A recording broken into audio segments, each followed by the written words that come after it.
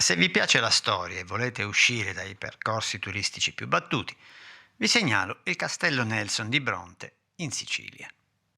In realtà non si tratta di un vero e proprio castello, ma bensì di una ducea, nello specifico la residenza del Duca di Bronte. E chi sarà mai questo Duca di Bronte, vi chiederete? Ebbene, il titolo di Duca di Bronte fu assegnato al grande ammiraglio inglese Horace Nelson, il vincitore della battaglia di Trafalgar. Cosa c'entra Nelson con la Sicilia? Apparentemente niente, ma in realtà c'entra. La nomina a Duca di Bronte fu un regalo che il re Ferdinando di Borbone fece all'ammiraglio nel 1799 come ricompensa per averlo aiutato a riprendersi il trono di Napoli. Purtroppo, Horace Nelson, per i brontesi Orazio, non venne mai nel suo feudo perché morì proprio nella battaglia di Trafalgar.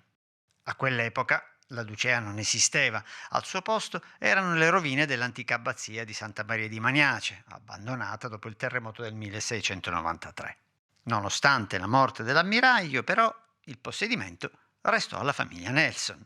Si dovette aspettare il terzo erede, Alexander Nelson Hood, perché finalmente il duca di Bronte si insediasse stabilmente nel suo ducato. La proprietà, tra alterne vicende e svariati contrasti con la popolazione locale, è rimasta in possesso dei Nelson sino al 1981, quando l'ultimo erede la vendette al comune di Bronte, mettendo fine a una contesa secolare che coinvolse persino la corona britannica. Tutto quello che vi ho raccontato e molto altro ancora lo potrete scoprire meglio visitando il piccolo museo multimediale subito dopo l'entrata del castello. Qui sarete accolti da Horace Nelson in persona in formato ologramma. Ma adesso sono qui, in forma di ologramma, per darvi il benvenuto e guidarvi.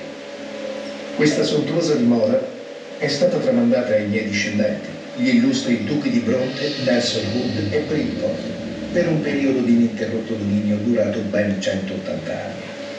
I miei eredi hanno trasformato ciò che rimaneva dell'antica abbazia danneggiata dal terribile terremoto del 1693 in una moderna dimora, una sorta di isola inglese nel cuore della Sicilia. Potrete visitare gli appartamenti ducali con gli arredi e le suppellettili dell'epoca, un interessante viaggio in una dimensione parallela, quella di una dimora nobiliare inglese, eretta in un luogo dove l'ultima cosa che vi verrebbe di pensare è proprio l'Inghilterra. All'esterno vi segnalo nella corte principale la croce celtica del 1888 dedicata ad Horace Nelson, l'eroe del Nilo, come recita l'iscrizione sul basamento. Tutt'intorno gli edifici di servizio, il pozzo in pietra e il granaio nel quale si possono osservare tracce dell'antica abbazia. Il giardino avrebbe bisogno di un po' di manutenzione, ma è pur sempre un punto di vista differente sul castello da non trascurare. Diverso è il discorso per la piccola chiesa di Santa Maria di Magnace, forse il tesoro più prezioso di tutta la Ducea. Edificata nel 1173 sui resti di un tempio più antico, era la chiesa del monastero benedettino. Quella che vediamo oggi, pur conservando l'originale stile normanno-gotico, è stata in gran parte ricostruita dopo il terremoto del 1693, ma conserva il magnifico portale a sesto acuto di epoca medievale.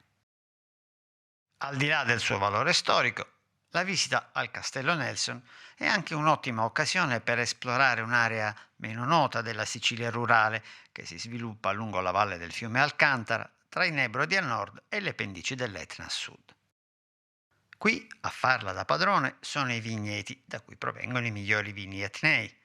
Dunque, dopo aver dedicato parte del vostro tempo alla cultura, immergetevi nel paesaggio alla ricerca delle tante delizie di un territorio molto apprezzato anche dagli stessi siciliani.